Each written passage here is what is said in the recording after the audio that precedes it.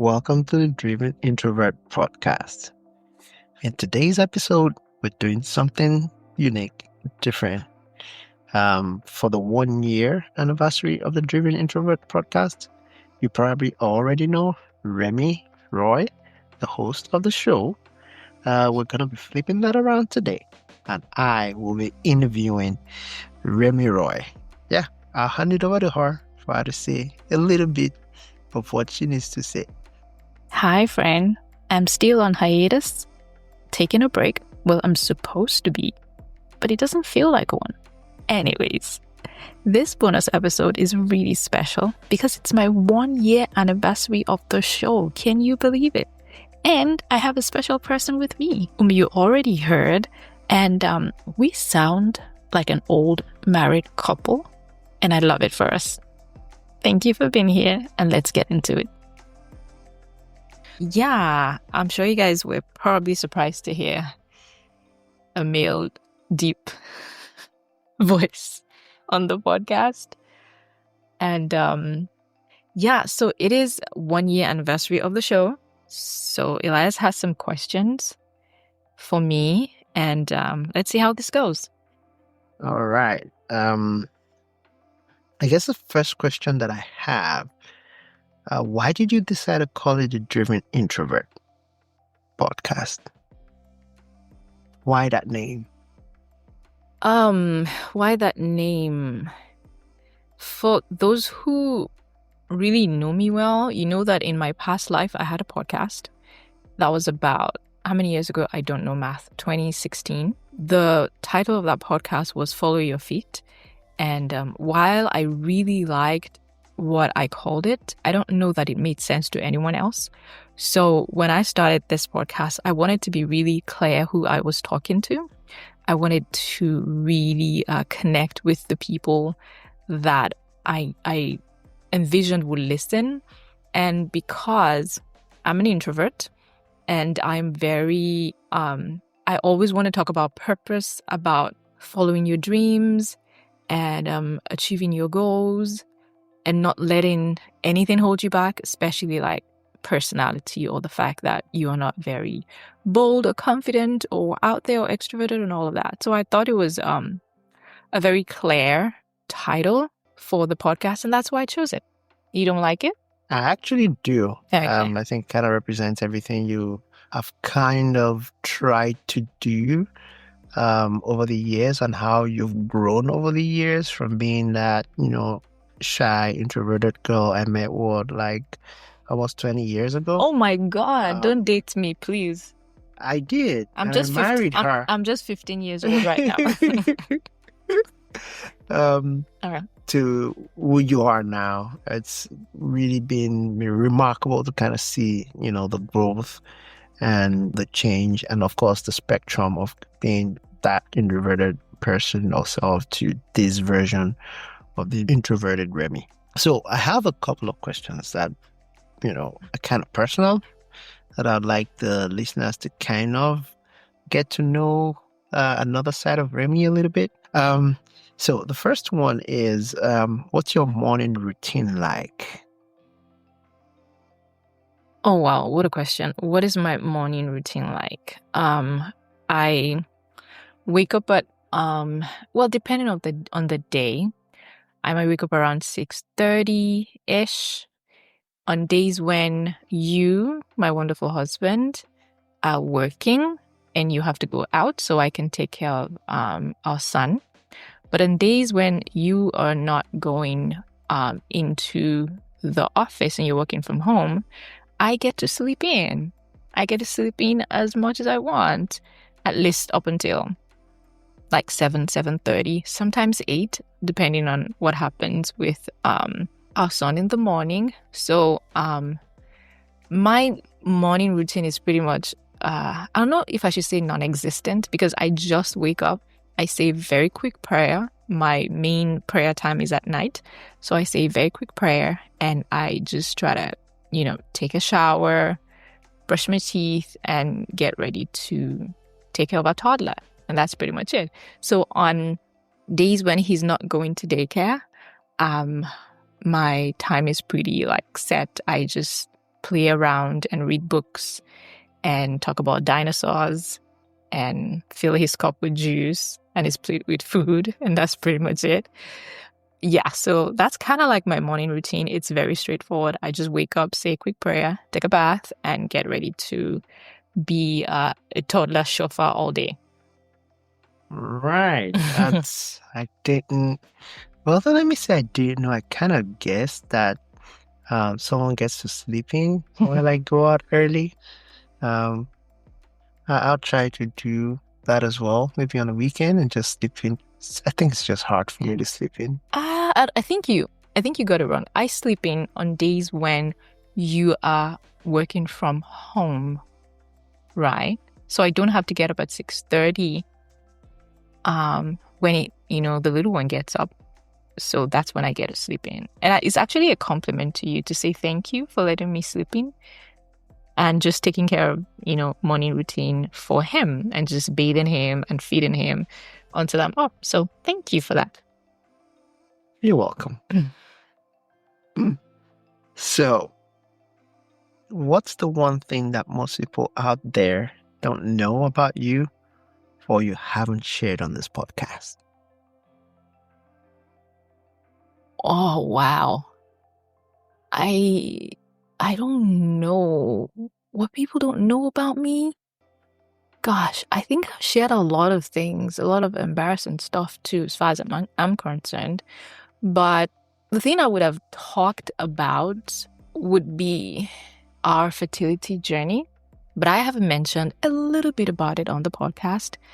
And for people who probably followed me on other platforms and things, I have also shared extensively about that. And it's publicly available on the internet, which kind of still is difficult for me to wrap my head around. But I think that's one thing that I might mention. But I haven't talked about it a lot on the podcast. I feel like it's something that might still happen just because it's a huge part of my story. But that's what I would say. Hey, that's interesting. Yeah, I think that's one I'd say most people kind of keep close to their chest, you would say. And that totally makes sense. Thanks for sharing a little bit about that. All right. Here's the next one. You often refer to yourself as a trier. Can you share a little bit about how you got there and how it has shaped your view about leaping or not being afraid of big goals and ideas?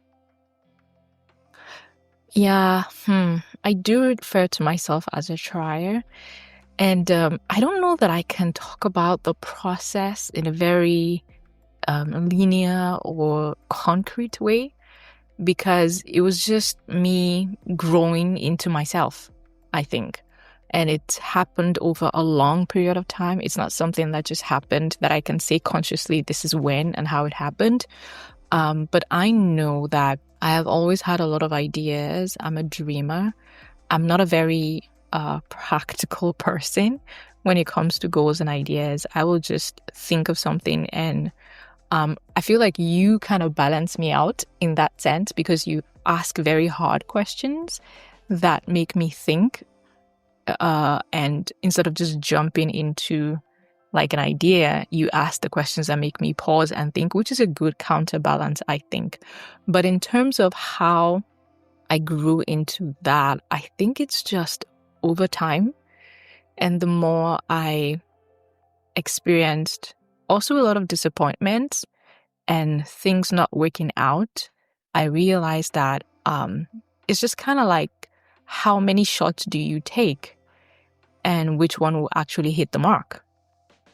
So if you're like going for a bullseye, for instance, if you shoot once and it doesn't hit the mark, you're not done. If you stop, then you are done.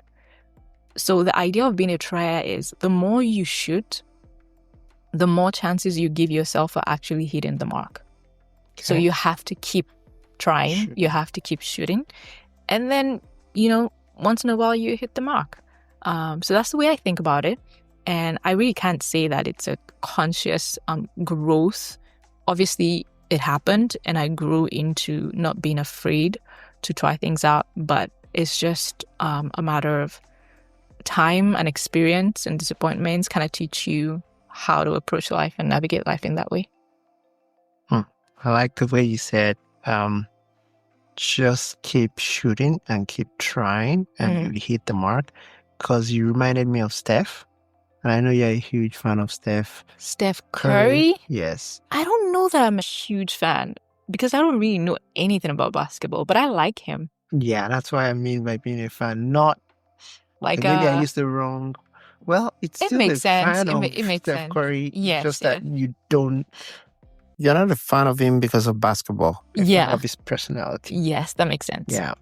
So that reminded me of Steph Curry, and what he does is, when he decided to say, hey, I'm going to start shooting threes, everybody thought, nah, the percentage is low. And the more he did it, the more he began to score with those threes. So the more he did it, the more he scored. So same thing, similar to you. Like, the more I keep trying, then I'm going to hit the mark. Yeah. And then it gets better. It gets easier. All of those experiences form, into the next big thing or the next big idea. Can I say that I'm very glad that you used a sports analogy and I got it. I got it and it made sense to me. That's cool because, oh my God. All right. So you should watch more sports. No, I shouldn't. All right. So looking back from who you are today, that's the next one. What would you tell your 15-year-old self or other 15-year-old introverts? This is a big one. What I would tell my 15-year-old self or any teenage person who is an introvert, I would say there is so much that you can do. There's so much you can achieve. There's so much you can overcome if you just try. So at that age, I was so afraid. I was afraid of everything. I was afraid of talking to people. I was afraid of how people perceived me.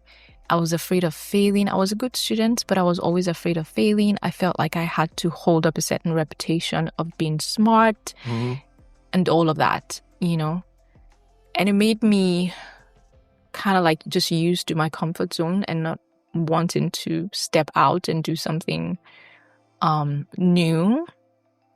I had so many opportunities to lead at that age, but I didn't take most of them because I was afraid. And when I say lead, it's just lead people, other students, be a part of something where you get to speak, where you get to organize and stuff. I always ran away from things like that because I thought I don't have what it takes. And people are going to figure out that I'm only kind of like book smart, but every other thing I cannot, hack. So I would say just try things more. And I know that it's difficult to just say it, and like it's easier said than done. But you have to start by believing that you can grow. You have to have a growth mindset, and that the more that you try, even if it's just one little step that you take, the more you can succeed, the more you can be whatever it is that you dream of if you just take that step. And life will get more challenging. It's not gonna get like, I don't want to say easier, like make it like, oh, everything's going to be difficult. But life itself is challenging. And the earlier you know that and accept that and decide to still move forward, even if it's challenging, the better for you. So it feels like, I don't know if what I'm saying is actually easy for like a 15-year-old to accept, but that is what I would have said to myself if I had the opportunity to go back and talk to my teenage self. I know that at that age, there's so many things that come at, teenagers. You're comparing yourself. You want to be cool. You want to be part of the popular crowd. You don't want to be weird. You don't want to look like a loser and all of that. You worry about all of those things. But at the end of the day, it doesn't matter. The people who are actually able to build their inner selves at that age, I think those are the kind of people who become leaders tomorrow. And the people who waste a lot of time just wanting to follow the crowd, it's like the fizzle out, and you don't want to fizzle out. You want to continue to grow. into the person that you're meant to be. So taking time at that age to try things, even when you're afraid, to build your inner self, I think it's a big deal. Oh, that's a good one. That's a good one. That's something people can easily learn from. But I think that kind of dovetail into the next question that I wanted to ask, which is, what's the common misconception about introverts? Or you being an introvert that you like to share and kind of help people to not do that to introverts? Let me see. The common misconception about introverts. I think that people assume that introverts are, what's the word, antisocial. That they don't want to be around people. They don't like people. And they just want to be a hermit and be a recluse or something. But that's not true. I believe that introverts just like their energy to be managed in a specific way. So, for instance, I love being around people. But it has to be people that, one, I'm comfortable with, people that I already feel I feel safe with, and I don't feel like, oh, I'm going to be judged or whatever. Now, I am getting better at opening up and just engaging even with people that I don't know, that aren't already tested and trusted by my senses and all of that. So I'm meeting somebody for the first time and it's new, I don't know them. My natural self is not to engage that much, not to be open and talkative or whatever, because I don't know them, and it's going to take a lot from me energy-wise to engage with somebody that I'm not used to. Now, I'm getting way better at that now. But introverts are not antisocial. We prefer company of people that we're used to, we know, we're comfortable with, right?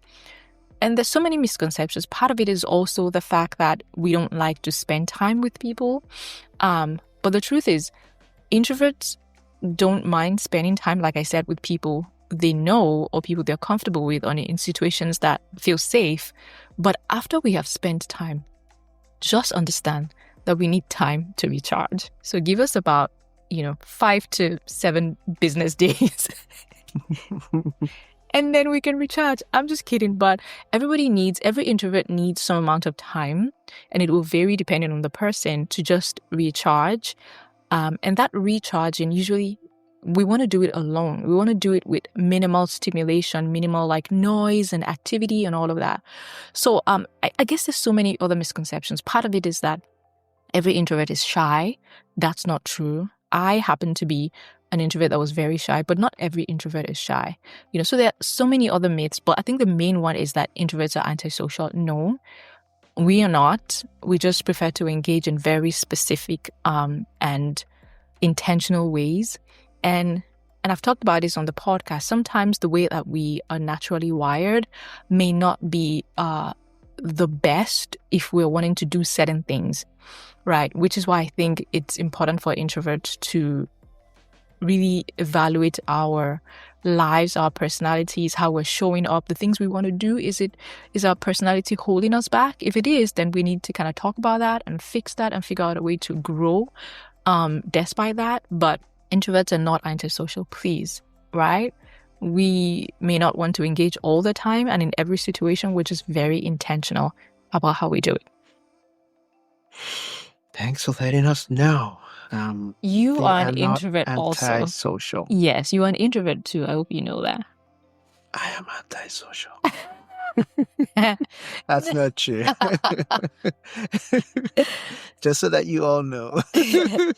That's a misconception. All right. So I'm going to go into a few more questions that are going to be about podcasting itself. So first one, if you had the opportunity to interview anybody right now, who would it be and why? Anyone. I don't know that check. You don't have to go to their PR. Like I have direct access to them? Like they're going to get you that access.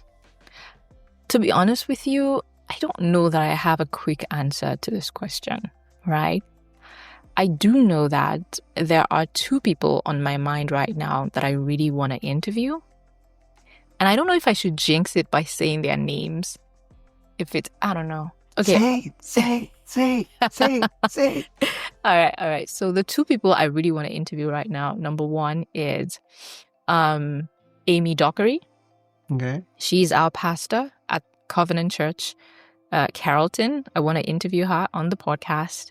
And number two is Tunde Onokoya, who is the Chess and Slums guy.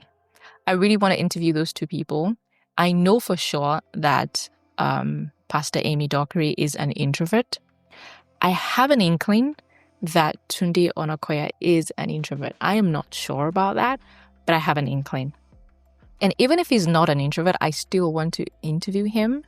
But the funny thing is I have the title of, I want to make it like a series where I interview introverts, specific kinds of people.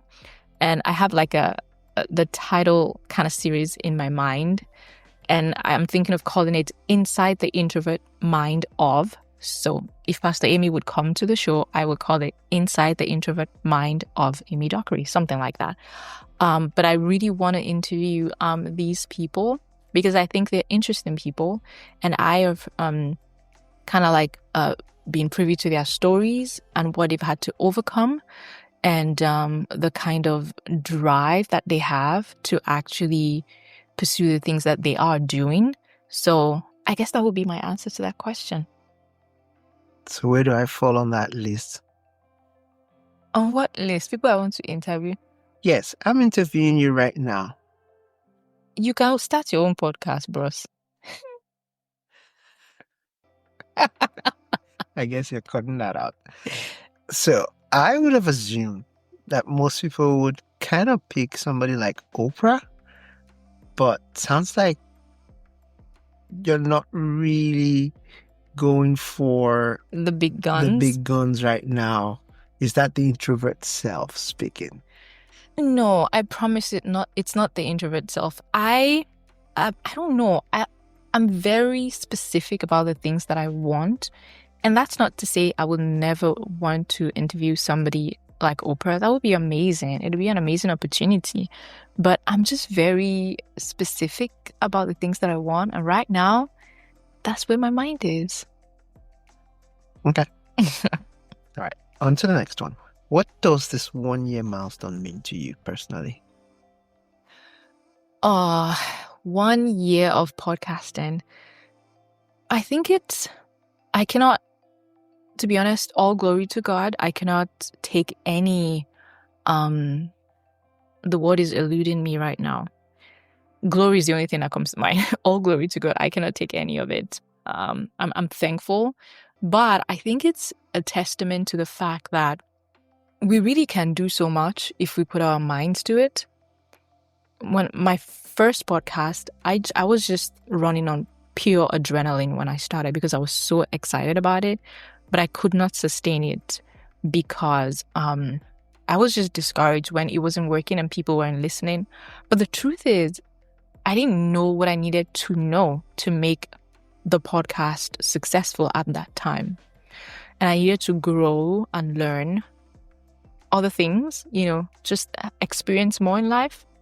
I'm really thankful for the time that I took away before I came back. So right now, this 1 year is really, it feels like, even though it may not seem like a big achievement to someone else, but it feels like a big achievement to me because I have just been consistently doing it.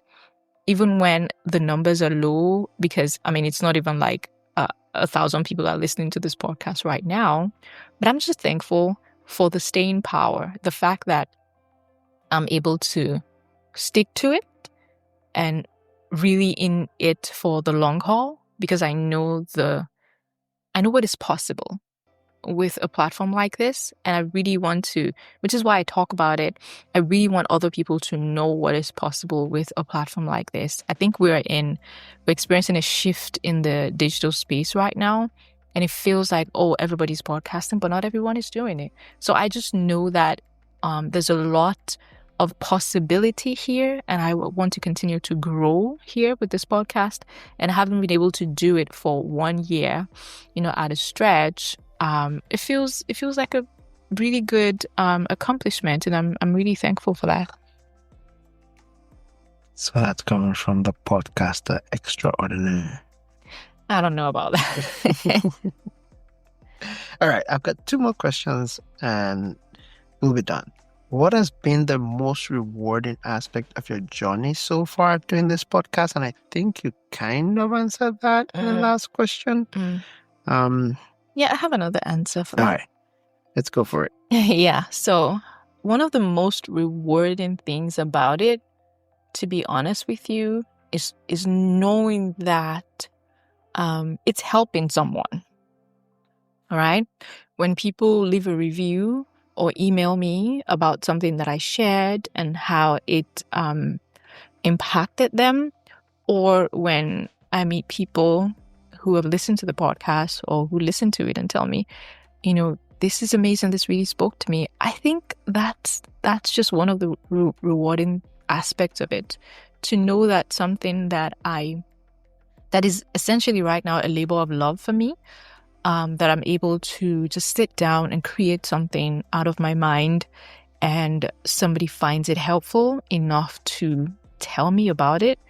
That is absolutely amazing. And I'm thankful, really thankful to everyone that listens to the show and, tells me about it. And even for the majority of you who don't, because I know a lot of people listen and they still don't email me or leave a review, and I get it. Life is busy, I get it. But the fact that you listen and hopefully it touches you and helps you in some way, that is a big deal to me, and I'm really, really thankful for that. Why do I feel like you were talking about me? Because I don't email you my thoughts on the shows. I don't leave a review. Take the hint. Take the hint. Hint taken. But like the many others who might listen and still not give any of those things, I will try. Thank you very much. And the final one, and I'll call it a wrap. If you had a blank check to travel for a month, where would you go? What would you do? And why that place? Oh my gosh. I think I've actually shared something like this with you before. I don't know if you remember. But I do not have a bucket list. I'm not one of those people, and they're amazing people, not saying that that is wrong, but I don't have a list of places I really, really, really want to see, or somewhere particular. I don't have that. I'm happy to be wherever I am. As long as I'm with my family, I'm good. But 1 month away to a destination, I think it'll be somewhere in Europe. It has to be somewhere in Europe. And I say that because I think Europe just has a reputation for being, what's the word I'm looking for? They're pretty chill, right? Unlike here in America or Lagos, God, they're pretty chill. People are not like moving fast all the time. And I think at heart, I'm a chill person. I don't want to move fast all the time. I want to take time to sit under a tree and read a book, or sit by the beach and not have to rush somewhere. So if I can do that for a month I think ideally it'll be good if it's a location that is not like a city center, obviously. So maybe some European village somewhere. In Italy. Yeah, Italy is great. I don't mind. But if it's a whole month and I'm going to spend time there, then there has to be some way where I don't have to cook for myself. So somebody brings me food. So maybe maybe not really Uber like Eats. a Uber Eats. That's funny. I mean, I would take Uber Eats as long as there's food and somebody cooks it and not me. I think I'll do that. So 1 month of just spending time by myself. You are not invited. I'm sorry. My wonderful husband, I love you, but you are not invited. I'm okay not being invited as long as you have the sun. Oh, no. The sun is staying with you. The sun is staying with you. No, I cannot. If it's 1 month, I don't want to be parenting on a 1 month getaway. No, I want to be by myself with my thoughts, with my food delivered, morning, afternoon, evening, and time to just relax. I hope I answered your question. Just to note, this was a blank check, which means you can also handle your spouse and your kid. No, a blank check is I can put whatever I want on it, and I choose to not put you and my wonderful son on it. That is the Driven Introvert podcast, where you get the opportunity to share your big ideas. Did you just say that? I don't even know what to say. Thank you so much. I appreciate you doing this. And for celebrating this 1 year anniversary with me. I really appreciate it. And I know that I probably don't say this as often, but I'm thankful for you. I'm thankful that we get to do this life together. Okay. Did he wake up? He's thankful too. He made a sound. So the monitor just came on. Our son is sleeping, and I think he made a sound and the monitor came on. But anyway, I'm thankful for you. I'm thankful for him, the little one there. And I'm just grateful that I get to go through the ups and downs of life with you. I wouldn't want to do it any other way. So thank you very much. You make it fun. You make it interesting. And I enjoy watching you go for those big ideas, because not a lot of people can do that. I'm more of a conservative, steady thinking, steady hand in terms of, hey, what works, what doesn't work, and how do I, replicate what works. Not necessarily looking for the next big thing or the big idea, just making sure that the machine is oiled right. And I kind of like that balance that we have. Of me just steadying the ship, and you're like, hey, let's go to Antarctica. Let's rock and roll. So, yeah. Thank you I'm for saying thankful that. for you as well. Thank you. And congratulations on 1 year. Hope to see you do this a whole lot more. Yeah. And get all of those awesome guests that you like to get on the show. And beyond that, continue to have an impact in the world. Thank you so much. I appreciate it. All right. Thank you so much for listening, everyone. We really appreciate your time. And I appreciate everyone for listening, for reviewing, for emailing me, for talking to me about what you think about the podcast. Thank you so much. And I'll see you in the next one.